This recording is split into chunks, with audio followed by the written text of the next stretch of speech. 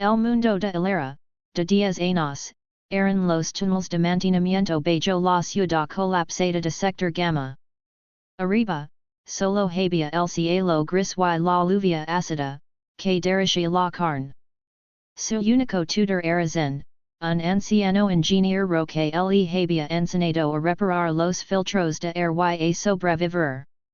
Ella nunca había visto el sol o un río. Zen estaba muriendo. Su cuerpo no podía filtrar más toxinas. Le entregó a hilera un medidor de radiación oxidado y un mapa digital rudimentario. Tienes que ir a la torre del reloj. Hay un viejo sistema de comunicación que podría contactar a otros refugios, susurró. Zen murió dejando a hilera con el peso de la soledad total.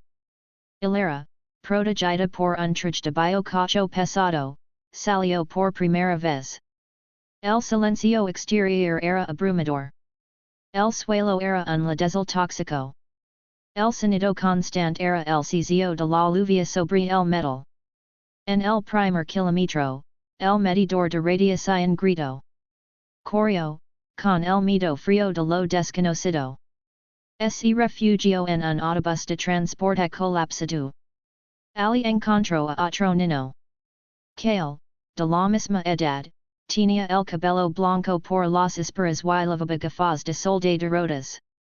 Kale no se encajó de miedo, en cambio, le mostró a hilera un dibujo hecho con arcilla tóxica, un sol amarillo y brillante.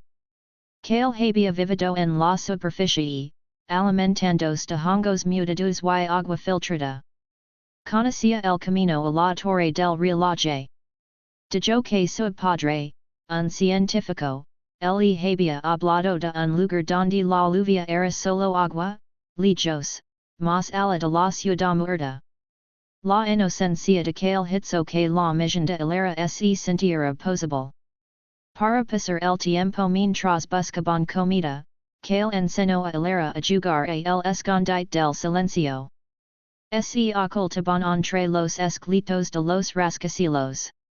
Era un juego peligroso, pues el silencio atraía a las bestias de ceniza, mutaciones hambrientas.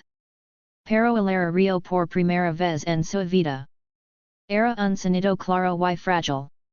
El mapa digital de Zen tenía fallas. Kale lo examinó, la torre del reloj no era un refugio. Era una antena de baliza diseñada para atraer ayuda. Pero la señal no era de rescate, era un engaño de los traficantes de esclavos para capturar a los últimos supervivientes.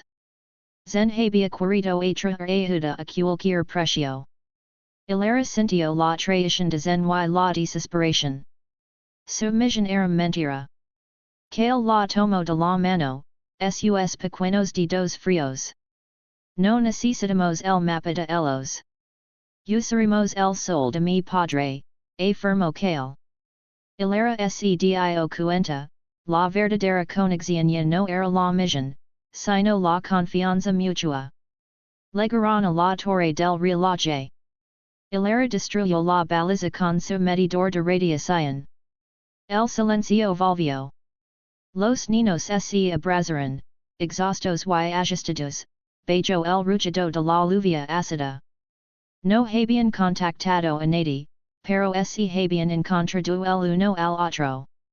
El propósito era ahora la supervivencia compartida. Con la mochila llena de latas oxidadas, hilera y Kale abandonaron la ciudad muerta, marchando hacia el este, siguiendo el rastro del sol imaginario de Kale. La lluvia ácida era pasada, pero el miedo ya no era tan frío. Eran dos contra el mundo, dos pequeños puntos de luz en el gran ladezal gris, caminando hacia la esperanza.